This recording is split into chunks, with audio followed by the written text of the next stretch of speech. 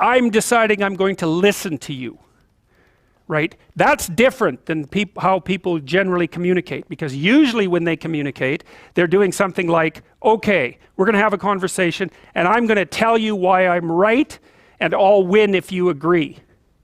Or maybe you're having a conversation where, I don't know what you're trying to do. Maybe you're trying to impress the person you're talking to. So you're not listening to them at all. You're just thinking about what you're going to say next. Okay, so that's not this. This is, you might have something to tell me. And so I'm going to listen on the off chance that you'll tell me something that would really be useful for me to know. And so you could think about it as an extension of the Piagetian, Piaget talked about the fundamentally important element of knowledge being to describe how knowledge is sought, the process by which knowledge is generated. Well, if you agree with me and I find that out, I know nothing more than I knew before. I just know what I knew before. And maybe I'm happy about that because, it didn't get challenged. But I'm no smarter than I was before. But maybe you're different than me, and so while I'm listening to you, you'll tell me something I don't like. Maybe it's something I find contemptible or difficult, whatever. Maybe you'll tell me something I don't know, and then I won't be quite as stupid. And then maybe I won't run painfully into quite as many things. And that's a really useful thing to know, especially if you live with someone and you're trying to make long-term peace with them, is they're not the same as you. And their way they look at the world and the facts that they pull out of the world aren't the same as your facts. And even though you're going to be overwhelmed with the proclivity to demonstrate that you're right, it is the case that two brains are better than one. And so maybe 9 of the 10 things they tell you are dispensable, or maybe even 49 out of 50, but one thing, all you need to get out of the damn conversation is one thing you don't know. And one of the things that's very cool about a good psychotherapeutic session is that the whole conversation is like that.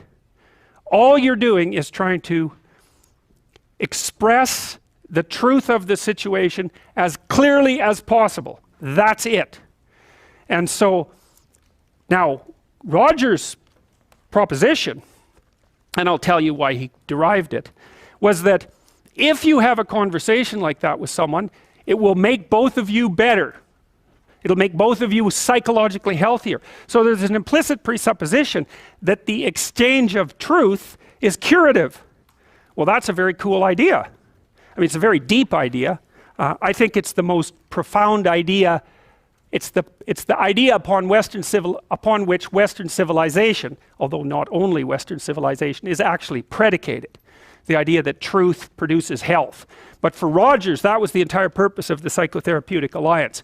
You come to see me because you want to be better. You don't even know what that means necessarily, neither do I. We're going to figure that out together.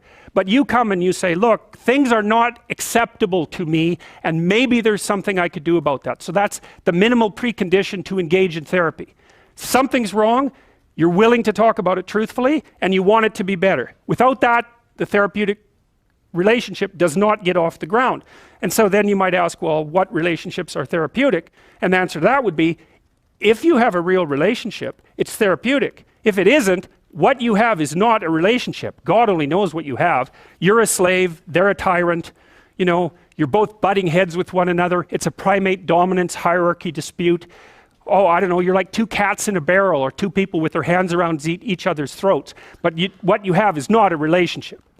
And it's extraordinarily useful for people because it's often difficult for anyone to find anyone to talk to that will actually listen. And so another thing that's really strange about this listening is that if you listen to people, they will tell you the weirdest bloody things so fast you just cannot believe it. So if you're having a conversation with someone and it's dull, it's because you're stupid. That's why. You're not listening to them properly because they're weird. They're like wombats or albatrosses or rhinoceroses or something. Like, they're strange creatures. And so if you were actually communicating with them and they were telling you how weird they really are, it would be anything but boring.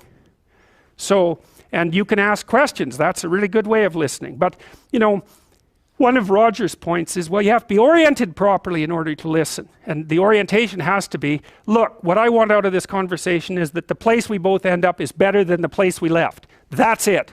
That's what I'm after. And if you're not after that, you got to think, why the hell wouldn't you be after that? What could you possibly be after that would be better than that? You walk away smarter and more well-equipped for the world than you were before you had the conversation, and so does the other person.